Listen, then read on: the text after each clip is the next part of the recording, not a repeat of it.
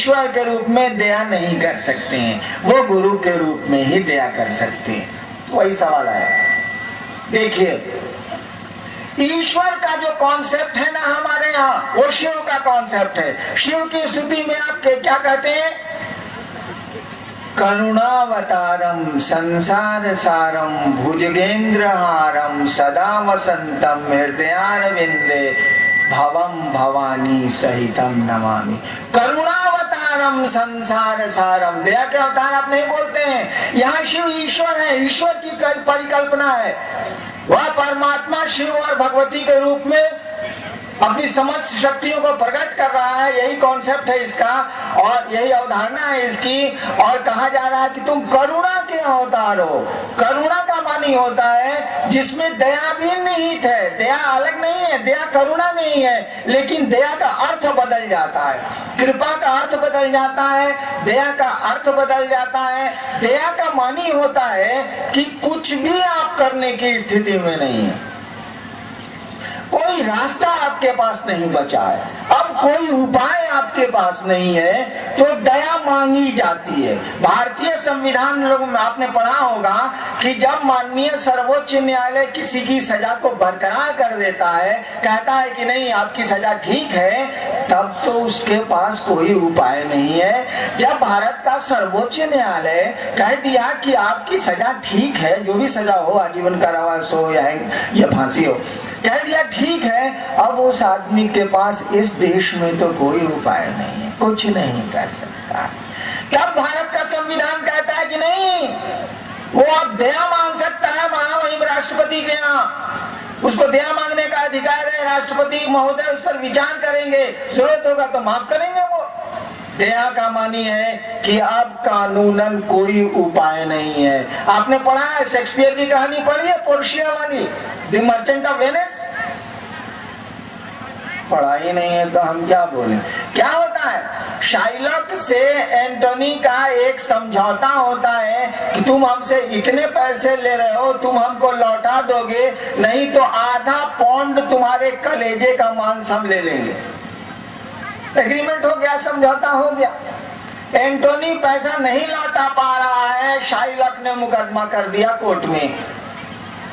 Portia जज है, महिला एक जज बनी हुई है, पोर्शिया एक जज है। वो कहती है कि भैया हम तो कुछ कर नहीं सकते, तुमने समझौता किया है, पैसे तुमने नहीं लौटाए, तो अब तो तुमको आधा पौंड कलेजे का मांस शाइलॉक को देना ही होगा। हम क्या करें, हम इसमें तो कुछ, कोर्ट तो कुछ कर नहीं सकता है। आज शाइलॉकवा क्या कर रहा था, कहानी पढ़िएगा तो मजा आएगा। वो अस्तूरा लेके जूता के सोल पर पिजा रहा है कि साले अब कहाँ जाओगे, हम तो कलेजा कटबे करेंगे। अस्तूरा लेके जूता के सोल पर पिजा रहा है साला। पोर्शिया जो जज है कहती है कि अरे यार माफ कर दो ना, क्षमा कर दो, दया कर दो। Mercy is twice blessed the giver and the receiver. बोलती है वो कि दया जो है ना, मर्सी जो है ना, दोनों को पहुंचाती है लाभ, देने वाले को, लेने वाले को। तुम दया करो ना, छोड़ दो इस मामले को। तुम आधा पौंड कलेजा का मांस पैसे के लिए क्यों लेना चाहते हो? चलो मर्सी कर दो यार, दया कर दो। तुम कहे कि अब तो कोई उपाय नहीं है, कानून में तो मजिस्ट्रेट कुछ नहीं कर सकता है, पोर्शिया कुछ नहीं कर सकती है, पैसे लौटे नहीं है और एग्रीमेंट है कि आधा पौंड मांस कलेजा का लेगा वो। शाइलॉक कहता है नहीं नहीं, हम तो लेबे करेंगे, हम तो आधा पौंड मांस एंटोनी का कटवे करेंगे। तब पोर्शिया को गुस्सा आता है, मजिस्ट्रेट को गुस्सा आता है और वो कहती है कि ठीक है तुम आधा पौंड मांस ले लो, लेकिन एक ड्रॉप अगर ब्लड गिर गया ना, एक बूंद अगर खून गिर गया ना, तो मैं तुमको फांसी दे दूंगी। अब शाइलॉक को तो हुआ फेरा कि साले मांस निकालेंगे तो खून तो टपकबे करेगा। अब मजिस्ट्रेट साहिबा कह रहे हैं कि एक बूंद अगर खून निकल गया तो मैं तुमको फांसी दे दूंगी, ताकि तुमने कलेजा का मांस मांगा है, खून का एग्रीमेंट थोड़ी है जो खून निकाल देगा तुम। देखिए दया क्या चीज है, जब कुछ नहीं आदमी को पार लगता है तो वो दया मांगता है। कृपा का मानी होता है करो और पाओ। अगर आप नौकरी करते हैं, अगर भारत के नागरिक हैं, तो आपको बहुत कुछ पाने का अधिकार है। अगर आप कोई काम करते हैं, किसी का नौकरी करते हैं, तो उससे लेने का आपको अधिकार है। कृपा का अर्थ होता है करो और पाओ। अगर करते नहीं है तो आपको नहीं मिलेगा। अगर भारत के नागरिक नहीं है आप, तो बहुत सुविधाएं इस देश की आपको नहीं मिलेंगी। ठीक उसी तरह से कृपा का अर्थ होता है करो और पाओ। भारतवर्ष में ये सिस्टम चला कि गुरु शिष्य से कृपा मांगते रहे आज तक, और इसीलिए कहा गया है मोक्ष मूलम गुरु कृपा। कहा गया है ना, मोक्ष मूलम गुरु कृपा। गुरु की कृपा से मोक्ष मिलता है, जो आध्यात्म का माना जाता है कि सबसे ऊपर का शिखर है। कहा जाता है कि मोक्ष मूलम गुरु कृपा। कृपा क्यों यहाँ कहा गया कि आप शिष्य बन जाइए, क्योंकि गुरु शर्त लगाते हैं, तो उन शर्तों के अधीन आइएगा तो शिष्य बनिएगा ही बनिएगा। हर एक गुरु तो, शरीरधारी गुरु तो अपने कंडीशंस रखते हैं, शर्त रखते हैं। सुरासुंदरी को छोड़ के आओ, मांस मछली को छोड़ के आओ, या शराब पियो, तो अपना अपना सबका अलग अलग है। तो गुरु तो शर्त लगाते हैं, उस शर्त के भीतर आप आ गए तो आप शिष्य होंगे। आप तो जब शिष्य बन ही गए तब दया की क्या जरूरत है, तब तो आप शिष्य हो ही गए तो पाइएगा ना। इसीलिए भारतवर्ष ने कह दिया मोक्ष मूलम गुरु कृपा। गुरु ईश्वर के बारे में कहा जाता है कि ईश्वर तो करुणा के अवतार है, वो दया नहीं करते हैं। करुणा से दया निकली है, लेकिन वो दया का अर्थ नहीं। दया का अर्थ होता है जीव को शिव बनाना। दया का हमेशा अर्थ होता है जीव को शिव बनाना। ऐसी चीज की ख्वाहिश करना जहाँ आपकी कोई ताकत नहीं चलती है, जहाँ कुछ भी आपका नहीं चलता है, कुछ भी अर्हता आपको नहीं है, कोई रिक्विजिट्स नहीं है, कोई मेरिट नहीं है, कोई आपके पास कुछ योग्यता नहीं है, तब भी आपको चाहिए।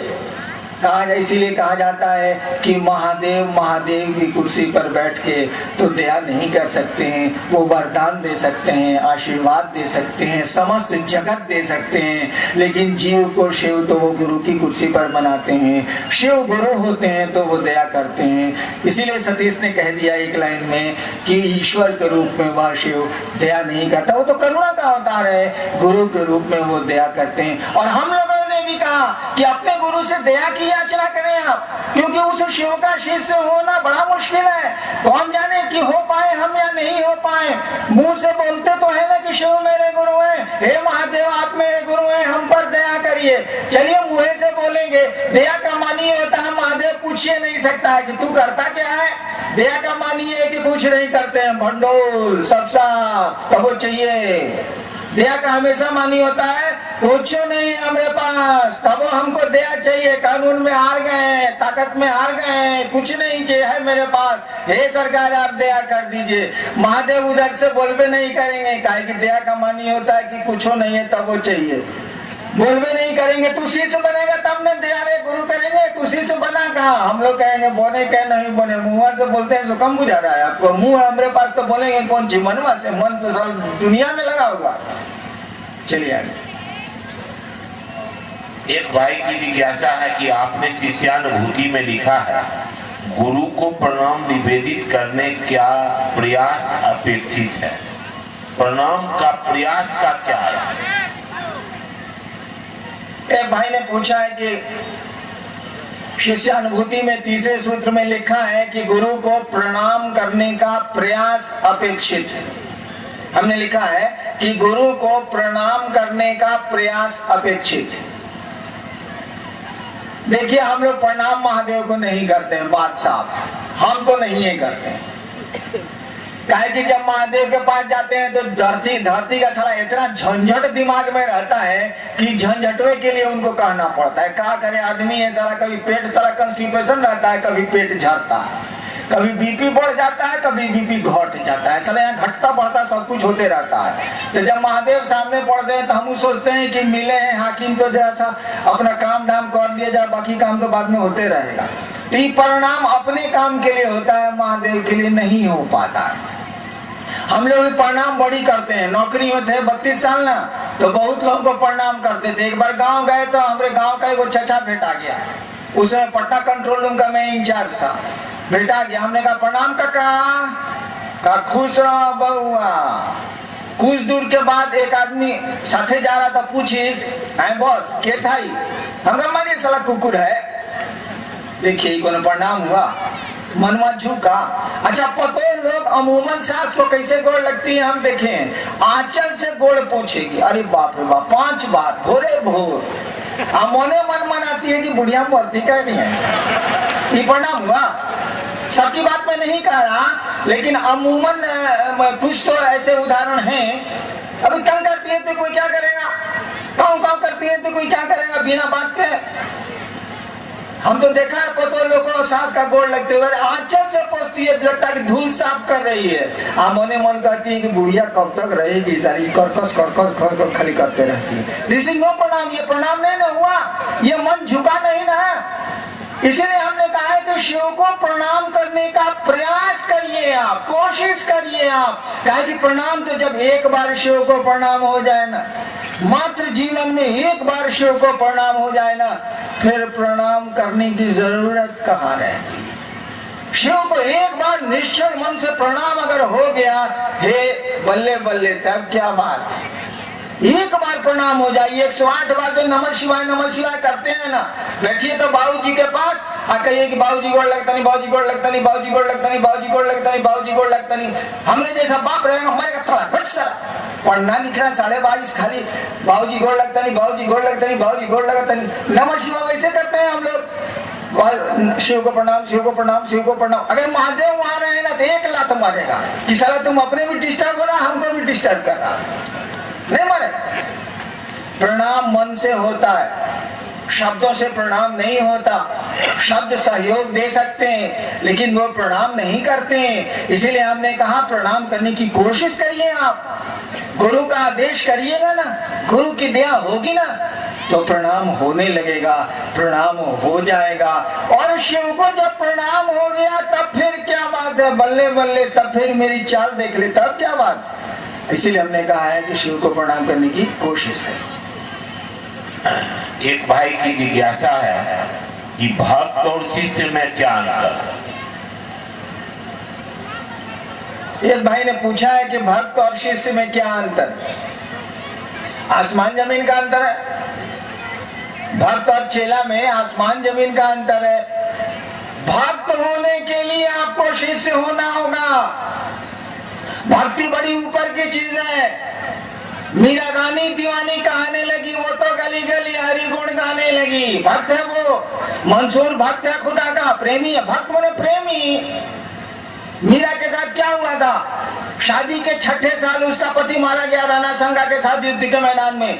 पिता भी उसके मारे गए। बाद में उसका देवर राजा बना, वो भी लड़ाई में मारा गया। जहर दिया, जो उसके परिजन राजा बने थे उसने जहर दिया मीरा को। छोटी जातियों में जाकर बैठा करती थी। रैदास उसके गुरु थे। छोड़ दिया राजपुताना का वो उसका अपना महल और चली गई। भले बाद में द्वारिका गई, द्वारिका चली गई, वो छोड़ दिया उसने। सोचिए भक्त इसको कहते हैं। हम लोग भक्त हैं। यहाँ से शिव को गुरु मान के गए, अब भीड़ हिले है, धक्का धुक्की होबे करेगा, थोड़ा बहुत देह में देह सटबे करेगा। मान लीजिए बालू में घोड़वा मुँह चूक गया हल्का सा, कहेगा कि आप ये महादेव को गुरु माने हैं हम गौरा गांव में। करबो जो तो साला घोड़ो मुँह चूक गए, 14 साल के महादेव गुरु। यहाँ मीरा जहर पीती है, सुकरात जहर पीता है, ईसा सूली पे चढ़ता है, मंसूर कत्ल होता है। ये भक्त हैं, इसको प्रेमी कहते हैं, इसको भक्ति कहते हैं। इस भक्त को ऐसा भक्त होने के लिए आपको गुरु के पास जाना होगा, सही गुरु के पास जाना होगा, शिष्य होना होगा। और इसीलिए हमने तो पढ़ा नहीं है लेकिन सुना है, रामचरितमानस में लिखा है तुलसीदास जी ने, बिन युक्ति भक्ति ना हुई। बिन युक्ति, बिना टेक्निक के, बिना लीवर के, बिन युक्ति भक्ति ना हुई। क्योंकि भक्ति तो प्रेम तो हम लोगों को जगत से है, उस परमात्मा से, उस महादेव से प्रेम हो कैसे सकता है। इसमें लीवर लगाना होगा, इसमें टेक्निक लगाना होगा, इसमें युक्ति करनी होगी। बिन युक्ति भक्ति ना हुई। और लीवर तो गुरु के पास है, तकनीक तो गुरु के पास है, सूत्र तो गुरु के पास है, सब कुछ तो गुरु के पास है। शिष्य और भक्त में बहुत ज्यादा का अंतर होता है। शिष्य तो शिष्य है, शिष्य तो अभी सीख रहा है, सीखने वाले को शिष्य बोलते हैं। संस्कृत में वैसे अनुशासन मानने वाले को शिष्य बोलते हैं। शिष्य शब्द जो बना है ना वो शस धातु से बना है। शिष्य शब्द जो बना है संस्कृत में वो शस धातु से बना है। उसी शस धातु से बना है शासन, उसी शस धातु से बना है प्रशासन, उसी शस धातु से बना है अनुशासन। अंग्रेजी बहुत बढ़िया है। अंग्रेजी में डिसाइपुल है डिसिप्लिन, डिसिप्लिन से डिसाइपुल बना है। डिसाइपुल माने चेला, डिसिप्लिन से डिसाइपल बन गया। अंग्रेजी ठीक है, अंग्रेजी में अनुशासन से बन गया शिष्य। जो अनुशासित नहीं है वो शिष्य हो ही नहीं सकता है। और संस्कृत में भी है शस धातु, उसी से शासन है, उसी से अनुशासन है, उसी से प्रशासन है, उसी से बना है शिष्य। शिष्य का मानी होता है जो गुरु के अनुशासन में रहे, जो गुरु कहते हैं वो करे, तभी वो शिष्य है। ऐसे शिष्य का मानी होता है सीखने वाला सीखने गया है। भक्त का मानी तो प्रेमी होता है। अरे बाप रे बाप, भक्त होना आसान नहीं है भैया। शिष्य बनने की कोशिश करिए। गुरु शिष्य को भक्त ही बनाते हैं, उस शिव का प्रेमी ही बनाते हैं। और एक भाई की जिज्ञासा है कि मानव जीवन में गुरु की क्या जरूरत है? शैक्षणिक ज्ञान जीवन के लिए पर्याप्त नहीं है क्या? एक भाई ने पूछा है कि गुरु की मानव जीवन में क्या जरूरत? शैक्षणिक ज्ञान पर्याप्त नहीं है क्या? शैक्षणिक ज्ञान तो जगत के बारे में ज्ञान दिया जाता है ना। आपको हमको कौन बताएगा कि हम लोग मर के कहाँ जाते हैं, काहे मर जाते हैं, काहे सांस चलती है? एक बात बताइए तो, ये दिल काहे धड़कता है, ये सांस किसकी ताकत से चलती है, ये शरीर में खून कैसे दौड़ता है, ये तो विज्ञान नहीं बताएगा। कहेगा कि तुम पैदा हुए तो खून दौड़ता है, तुम पैदा हुए तो दिल धड़कता है। ये तो शैक्षणिक ज्ञान नहीं दे सकता है। आइंस्टीन ने कहा था ना कि कुछ दूरी के बाद तो कुछ पता ही नहीं चलता कि साला यहाँ है क्या चीज, कहाँ से आए हम, किस लिए आए हम, कब तक रहेंगे हम, क्या प्रयोजन है हमारा आपका। कहते हैं कि मनुष्य सबसे बड़ा सजग प्राणी है संसार का। कौन सी प्राणी है? औरों की तरह खाते हैं, जानवरों की तरह रहते हैं, खाते हैं, पीते हैं, मर जाते हैं, बस इतने ही भर दुनिया हमारी आपकी है। गुरु की बड़ी अहमियत है। शैक्षणिक गुरु शिक्षण ये जगत का ज्ञान देते हैं, वो आपको जगत में काम देता है। वह गुरु तो आपको दोनों ज्ञान देता है। पहले सिस्टम था ना, शस्त्र विद्या भी सिखलाई जाती थी और शास्त्रों को भी पढ़ाया जाता था गुरुकुल में, दोनों होता था, दोनों की जरूरत है। वह गुरु होगा तो आपको समझ में आएगा कि आप क्या हैं, तुम क्या हो, तुम्हारा जीवन क्या है, कैसे तुमको रहना चाहिए। और शिक्षा आपको ईर्ष्या नहीं मिटा सकती है, प्रेम पैदा नहीं कर सकती है। भाषण से प्रेम पैदा नहीं होता भाई साहब। इमोशंस जो आपके हैं वो विज्ञान और किताबें उसको रेगुलेट नहीं करती हैं। आपकी भावनाएं जो है ना वो खुद ब खुद पैदा होती हैं। इनके नियंत्रण के लिए, और आपकी किताबें कहती हैं, उपनिषद कहती है असतो मां सद्गमय तमसो मां ज्योतिर्गमय। मानी क्या हुआ? स्कूल की दीवार पर लिखा रहता था पहले, तमसो मां ज्योतिर्गमय, अंधकार से प्रकाश की ओर चलो। देखिए इस जगत में अंधेरा शाश्वत है, रोशनी शाश्वत नहीं है। यहाँ रोशनी को हटा दीजिएगा ना तो अंधेरा खुद ब खुद आता है। यहाँ अंधेरा लाया नहीं जाता है। दिन के दोपहर में आप खिड़की दरवाजे बंद कर लीजिए, कमरे में अंधेरा हो जाएगा। सूरज बाहर निकला है लेकिन रोशनी को आप आने का रास्ता बंद कर दीजिए, अंधेरा हो जाएगा। यहाँ अंधेरा है, अंधेरा लाया नहीं जाता है। यहाँ रोशनी लाई जाती है तब अंधेरा हटता है। यहाँ अंध का तमस, यहाँ तम शाश्वत है, यहाँ अंधेरा शाश्वत है। इस अंधेरे को हटाने के लिए प्रकाश की जरूरत है। और इसीलिए हमारे शास्त्रों ने कहा भी, अज्ञान तिमिरांधस्य ज्ञानांजन शलाकया। अज्ञान रूपी अंधकार में गुरु प्रकाश की शलाका आंखों में लगाते हैं अपने शिष्य को। ये जैसे बाहर में अंधेरा शाश्वत है ना, हमारे आपके मन में भी अंधेरा शाश्वत है। जो चीजें यहाँ शाश्वत नहीं है हम समझते हैं ये चीजें रहेंगी, जो चीजें यहाँ शाश्वत हैं उन पर हम ध्यान ही नहीं देते हैं। बताइए तो भ्रम में जी रहे हैं कि नहीं जी रहे हैं। जो जिंदगी मेरी नहीं है, जो सांस मेरी नहीं है, दूसरे की दी हुई है, उसको अपना समझते हैं। ये अंधेरा नहीं है तो और क्या है। एक भाई की जिज्ञासा है, किसी भी शिष्यता में भोजन की पवित्रता की शर्त क्यों नहीं? एक भाई ने पूछा है कि शिव शिष्यता में भोजन की पवित्रता क्यों नहीं लागू की गई। उत्तर तो इसका ढेर सारा, उतना समय नहीं है, लेकिन एक बात समझ लीजिए, गुरु शिष्य की परंपरा में कानून गुरु का चलेगा। गुरु शिष्य की परंपरा में जब कोई गुरु होगा और कोई चेला होगा तो नियम कानून गुरु का चलेगा, चेला का नहीं चलेगा। अगर चेला का चलेगा तो याद कीजिए लइकाई में हम लोग क्या करते थे, सो 3 बजा नहीं कि मनाने लगे कि मास्टरवा के केहू मुंह जाओ। 3:30 बजा नहीं तो हम लोग सोचते थे कि मास्टरवा का गुड़ मुरुक जाए, इसीलिए कि छुट्टी हो जाए, सारा चलो मैदान में फुटबॉल लेके। नहीं, आज तक हुआ ऐसा कुछ नहीं हुआ। गिद्ध के सरापने से कहीं गाय मरती है। सारा मास्टरवा तो कुछ नहीं हुआ, पढ़े अभी पिटा भी। रिजल्ट किसको मिला भाई साहब? मास्टरवा तो मास्टरवे में रिटायर कर गया, हम लोग कलेक्टर हो गए। देखिए परिवर्तन आया कि नहीं आया, चेंज आया कि नहीं आया।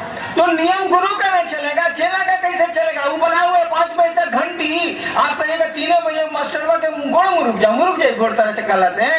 वो नियम बना हुआ है, वो तो जानता ही है कि बच्चा साला मनाएगा कि गोड़ मुरुक जाएगा, वो पढ़ना चाहता नहीं है, बच्चे का स्वभाव नहीं है। तो नियम गुरु ना बनाएंगे। महादेव गुरु है, शिव गुरु है, कहा गया जगत के गुरु है। जगत गुरु नमस्तुभ्यम, हे शिव हे जगत के गुरु तुमको हम नहीं बोले, किताब बोल रही है। जगत गुरु नमस्तुभ्यम, हे जगत के गुरु तुमको प्रणाम है। जगत गुरु का मानी क्या होता है भाई साहब?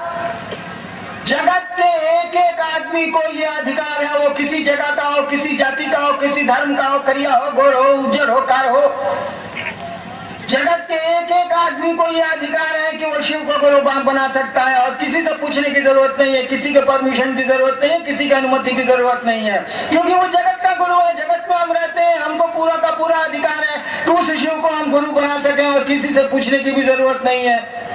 और उस जगत गुरु को अधिकार नहीं है कि एक आदमी को भी कह देगा कि तू टोपी पहनता है इसीलिए मेरा चेला नहीं है। तो टोपी पहनने वाला कहेगा कि हम गुरु नहीं मानेंगे, साला हम टोपी पहनबे करेंगे।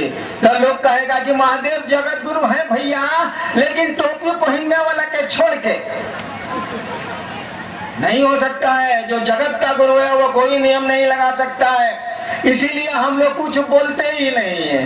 हम लोग कहते हैं कि 3 काम करिए, दया मांगिए, चर्चा करिए, प्रणाम करिए और मन में इस सोच को पक्का कीजिए, जिसको संकल्प बोलते हैं कि शिव मेरे गुरु हैं, हे शिव आप मेरे गुरु हैं और जब तक सांस चलेगी आप मेरे गुरु रहेंगे। ये रिश्ता हमारा आपका कायम रहेगा। और हम लोग कुछ बोलते ही नहीं है, बोलने की जरूरत ही नहीं। आपको जो बुझाए सब कीजिए, जो सा करिएगा वैसा। भोल भैया काहे ऐसे करते हैं? हम कहते हैं गुरु से पूछो बाप हम क्या करें इसमें, हम तो अपने नहीं खाते हैं बाप। औरंगाबाद ऋषि, हम अक्सर कहते हैं ये गोरखनाथ के बारे में सुना है ना कि नहीं सुना है? मच्छंदरनाथ महादेव के चेला थे, मच्छंदरनाथ महादेव के शिष्य थे और उनका शिष्य था गोरखनाथ। बोलचाल में वैसे किताब में उनका मत्स्येंद्र नाथ नाम है और गोरखनाथ का गोरक्षनाथ नाम है। बोलचाल में मच्छंदरनाथ के वही मच्छंदरनाथ, जाल मच्छंदर गोरख आया, गम निगम दिया हेला जी, कैसी नींद सोए आप जी, आप गुरु हम चेला जी। वही मच्छंदरनाथ का चेला था गोरखनाथ। गोरखनाथ बोलता है कि साधु कौन है? गोरखनाथ बोलते हैं साधु कौन है? जो जिसको कहते हैं कि साधु कौन है? हवा की ना चली बा, ठबा की ना बोली बा। गोरखनाथ कहते हैं हबक हबक के नहीं चलेंगे, ठबक ठबक के नहीं बोलेंगे, हवा की ना चली बा, ठबा की ना बोली बा, धीरे धरी बा पाँव, धीरे धीरे पाँव बढ़ाएंगे, हवा की न चली बा, ठबा की न बोली बा, धीरे धरी बा पाँव, गर्भ न करी बा, सहजे रही बा, भारत गोरख राव। गोरखनाथ कहते हैं कि गर्व नहीं करेंगे, सहज रहेंगे, जल्दी जल्दी नहीं चलेंगे, जल्दी जल्दी नहीं बोलेंगे, धीरे धरी बा पाँव, धीरे धीरे पाँव बढ़ाएंगे। साधु का यही लक्षण है। और आप शिव शिष्य, ये तो बोला था महादेव के चेला का चेला, आप तो महादेव के सीधे चेला है भाई साहब। आपकी कुर्सी तो ऊपर है, इसीलिए आप यहाँ से जाएंगे बिल्कुल साधु की तरह जाएंगे। पहले माँ बच्चों को निकलने देंगे, शांत रहेंगे, अकबक नहीं करेंगे, धीरे धीरे उठेंगे, धीरे धीरे जाएंगे। यहाँ के लोग कहेंगे महादेव का चेला तो भैया महादेव जैसा होता है। अरे इतने लोग आए, फिर कुछ देर में पता ही नहीं चला कि कौन कहाँ चले गए। अभी 10 मिनट और प्रोग्राम चलेगा, आप लोग शांतचित बैठिए, मात्र 10 मिनट का, 10 मिनट भी नहीं, 5 मिनट 7 मिनट का खेला है, आप निश्चिंत बैठे रहें। औरंगाबाद के ऋषियप थाने के इस पावन सूर्य मंदिर के मैदान में, इस गौरा गांव में आप आए, आपको असुविधाएं हुई, तकलीफें हुई। चलिए हम आपकी तकलीफों के लिए अपने गुरु महादेव से ये प्रार्थना करते हूँ कि आपकी ऐसे भी तकलीफें कम हो जाएं, आपका जीवन सुखमय हो, शिवमय हो, आप सचमुच में शिव के शिष्य बने।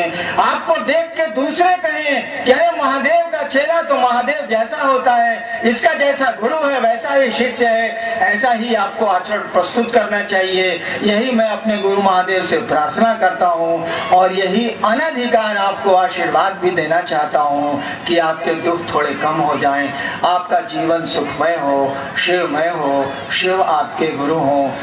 और यही कह के एक भजन और होगा तब आप जाएंगे। यही कह के मैं आप सबों के चरणों में, जहाँ तक मेरी आवाज आज जा रही है, मैं अपना प्रणाम निवेदित करता हूँ। सारे लोग मेरा प्रणाम स्वीकार करें। आप सबों को मेरा प्रणाम।